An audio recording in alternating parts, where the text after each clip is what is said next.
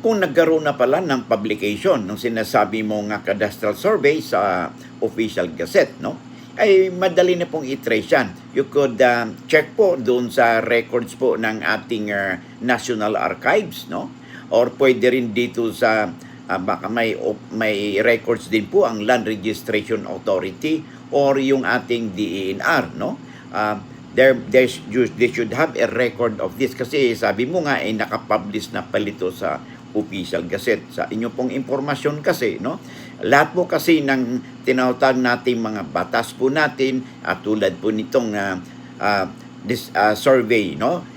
Na isagawa po ng ating pamahalaan, no?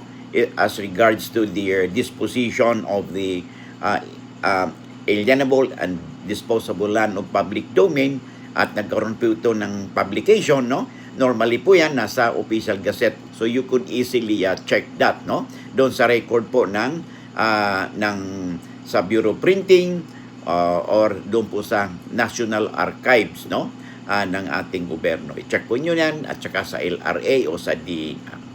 Lamang na kayo pag may alam sa batas. Si Atty. Weng po ito ng Batas Pinoy, no? In collaboration with Integrated Bar of the Philippines, Manila Port Chapter. Lamang na kayo pag may alam sa batas.